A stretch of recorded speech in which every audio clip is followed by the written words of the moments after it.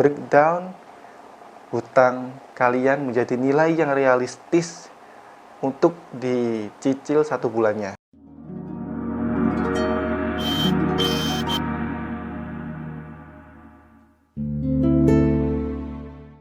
Halo, assalamualaikum warahmatullahi wabarakatuh. Dengan saya Wasyalki. Selamat datang di Wasyalki Channel. Jika kalian baru pertama kali masuk channel ini, jangan lupa klik tombol subscribe dan aktifkan loncengnya, karena di sini kalian akan banyak belajar tentang dunia bisnis, self development, dan juga digital marketing. So, klik tombol subscribe sekarang karena subscribe itu gratis. Oke, di dalam video ini kita akan belajar tentang satu hal yang mungkin menjadi problem banyak orang, yaitu tentang hutang. Nah, kenapa hutang ini wajib diatasi? Karena hutang merupakan satu hal yang itu dibawa sampai mati. Nah, sampai-sampai Rasulullah Muhammad SAW itu nggak mau menyolati orang yang punya hutang. Nah, misal ketika kita ikut mengantarkan jenazah ke kuburan ya, itu pasti mudin akan menanyakan tentang hutang si jenazah ini. Jika masih ada tunggakan hutang, itu nanti turun ke ahli waris. Nah, hutang itu bisa nurun ya. Jadi misal kita sedang berhutang, ternyata kita keduluan meninggal nih. Nah, hutang itu akan turun ke ahli waris kita atau keluarga kita, bisa ke anak kita. So, di sini kita belajar bahwa hutang merupakan satu hal yang wajib dilunasi. Oke, biar nggak terlalu lama, langsung saja kita masuk. Tips yang pertama adalah niat untuk melunasi. Jadi ada loh orang yang berhutang tapi dia itu nggak punya niatan untuk melunasi. Aneh ya, tapi memang ada. Misal nih, saya hutang si A untuk masalah lunasi hutang kapan-kapan loh. Kok lunasi hutang kapan-kapan? Melunasi hutang itu kewajiban, dan yang namanya kewajiban itu harus dilakukan segera. Paham ya di sini ya. Jadi kalau kita berhutang, kita wajib punya pikiran kapan nih saya bisa melunasi. Saya hutang untuk biaya sekolah anak, kapan nih saya bisa melunasi? Karena kita sedang dibaiki orang. Orang yang memberi hutang itu orang yang baik kepada kita. Terkecuali jika kalian pinjam misal di bank atau di rentenir, itu bukan karena mereka baik ya, tapi karena itu program mereka. Tapi kalau kita misal pinjam ke tetangga, ke saudara, mereka sedang berbuat baik kepada kita. Jadi kita jangan mengecewakan mereka bahwa aduh, lunasi hutang kapan-kapan aja deh. No. Melunasi hutang itu harus diniatkan di awal. Dan jika kalian sekarang punya hutang, mulai sekarang niatkan untuk melunasinya. Poin yang kedua adalah yakini Allah. Maksudnya apa? Karena banyak orang yang berhutang itu berakibat pada stres. Banyak ya, kalau kalian lihat orang-orang yang mungkin kena gangguan jiwa, biasanya karena hutang nggak bisa balikin, atau ketika ada perampokan, pencurian, itu biasanya karena terlilit hutang sehingga terjadinya kejahatan seperti itu. Nah, meyakini Allah itu maknanya bahwa ketika kita berhutang, yakini bahwa Allah akan menolong kita untuk melunasinya. Menolong dalam artian apa? Menolong dalam artian ketika kita merasa bahwa aduh, hutangku kebanyakan nih, hutangku terlampau besar, gimana aku bisa melunasinya? Nah, yakini bahwa Allah itu maha kaya, Allah yang memberi rizki. Kalau kita sudah tahu bahwa yang memberi kekayaan itu Allah, bagaimana caranya dekati Allah? Tuhan kita itu kaya. Maka dari itu ketika kita ada problem tentang sesuatu yang berkaitan dengan harta, kita deketi yang memberi harta, yaitu Allah. Yakini bahwa Allah itu maha pemberi rezeki. Allah itu maha kaya. Dan ketika kita merasa bahwa aduh, aku sudah gak kuat nih, hutangku kebanyakan, aku mau bunuh diri, na'udzubillahi min dzalik,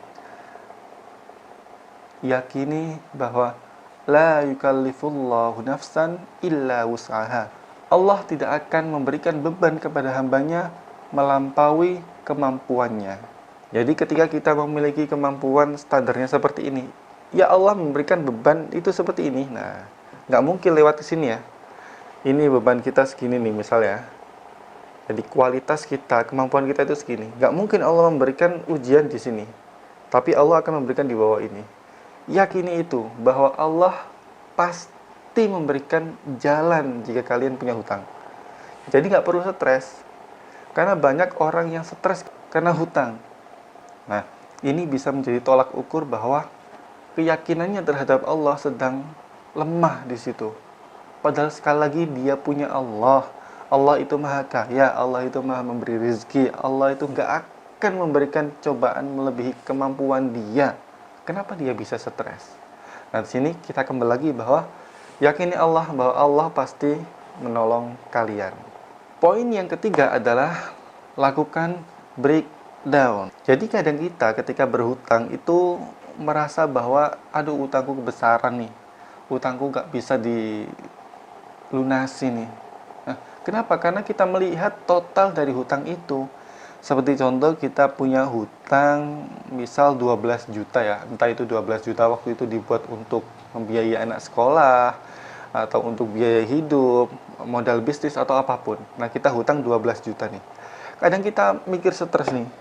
Aduh, aku punya hutang 12 juta, kapan ya bisa lunasi? Sampai stres. Apakah ada? Ada. Nah, bagaimana cara agar kita bisa melihat hutang itu sebagai sesuatu yang pasti bisa kita lunasi? Kita breakdown. Jadi 12 juta ini kita breakdown. Misal kita punya niatan untuk melunasi hutang ini dalam waktu 1 tahun. Nah, kita breakdown nih. 12 juta dibagi 12 bulan. Artinya dalam 12 bulan ini, satu bulannya kita kena 1 juta. Nah, itu yang kita pikirkan. Bagaimana kita bisa nyicil hutang itu 1 bulan 1 juta. Paham ya sini ya? Jangan mikirin yang 12 juta. Nanti stres. Bahaya kalau stres malah nggak bisa dapat uang untuk melunasi ya. Jadi kita breakdown 1 bulan 1 juta. Nah, kita lihat juga kualitas kita. Kita bisa nggak 1 bulan 1 juta? Kalau nggak bisa, maka kita breakdown lagi. Kita jadikan 2 tahun lah, melunasi 12 juta dalam 2 tahun. Artinya 1 bulan kita keluar uang 500 ribu. Kita lihat lagi kualitas penghasilan kita, apakah mampu nih kalau kita menyisihkan 1 bulan 500 ribu. Kalau bisa, oke, fix 1 bulan saya keluar ke 500 ribu, saya alokasikan untuk melunasi hutang. Nah, seperti itu ya. Jadi perlu di breakdown supaya kita bisa melihat angka yang kemungkinan bisa kita lunasi. Begitu juga dengan hutang-hutang yang besar, misal hutang 100 juta, 200 juta, 1 miliar. Kita breakdown. Nah, kita breakdown, setelah kita breakdown, kita melihat kualitas kita, kualitas penghasilan kita itu sampai nggak kalau kita breakdown 1 bulan budget sekian. Kita hutang 120 juta untuk bisnis misal waktu itu. Nah, kita breakdown jadi 12 bulan, berarti 1 bulan kita harus menyicil 10 juta. Nah, kalau kita merasa aduh 10 juta kebesaran, kita breakdown lagi 2 tahun. Jadi berapa nih? 120 juta bagi 2 tahun. Nggak kuat, masih nggak kuat, 3 tahun. Nah, nanti kita jelaskan ke orang yang menghutangi kita. 1 tahun, Mas, saya ini 1 bulan bisa nyicil segini, insya Allah dalam 3 tahun pastilah sudah lunas. Nah, itu akan membuat si pemberi hutang biasanya sih ya, biasanya akan merasa lebih tenang, nggak ngejar-ngejar kita. Tapi kalau kita diem-diem baik, itu kita nanti dikejar-kejar si pemberi hutang. Apalagi kalau si pemberi hutang galak ya, malah hidup kita nggak nyaman. Maka dari itu, breakdown hutang kalian menjadi nilai yang realistis untuk dicicil 1 bulannya. Poin yang keempat adalah jadikan melunasi hutang itu sebagai prioritas. Udahlah, nggak perlu lifestyle, nggak perlu makan di restoran, nggak perlu gaya-gayaan, nggak perlu beli sesuatu yang nggak terlalu dibutuhkan, ganti HP, ganti mobil. No, hilangkan itu semua. Jadikan melunasi hutang sebagai prioritas. Maknanya prioritas itu hal yang utama. 1 bulan, oke, setelah di breakdown 1 bulan saya harus keluar 2 juta untuk nyicil hutang nih. Nah, ini kita pastikan bahwa 2 juta ini ada dalam 1 bulan. Contoh gaji kita di karyawan yang jadi karyawan 3 juta. Nah, 2 juta hasil dari breakdown hutang ini, oke, 2 juta kita alokasikan untuk nyaur hutang. Nah, sisa 1 juta, 1 juta ini jadikan biaya hidup. Gimana caranya? Whatever. Entah kalian itu satu harinya itu makannya ikan telur, ikan tahu tempe. Tahu tempe bergizi loh. Entah lauk-lauk yang sederhana, yang pasti bagaimana kalian bisa mengontrol kehidupan kalian untuk berfokus pada melunasi hutang. Karena hutang itu sekali lagi wajib dilunasi dalam waktu yang relatif cepat atau dalam waktu secepatnya. Yang biasanya sering nongkrong sama kawan-kawan, kita batasi. Kalau untuk menghilangkan secara total itu agak susah ya. Jadi perlu dibatasi. Yang biasanya suka jajan di luar, beli makanan-makanan mahal, itu kita batasi. Sehingga uang kita ini 1 juta cukup untuk 1 bulan.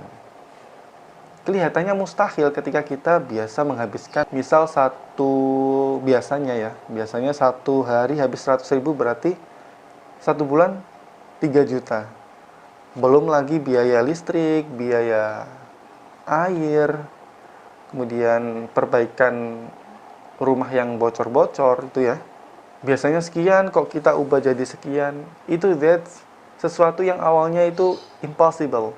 But ketika kalian fokus untuk melunasi hutang, uang yang sedikit ini, yang biasanya segini nih, kita persempit jadi segini uangnya, budget untuk 1 bulan, itu pasti bisa.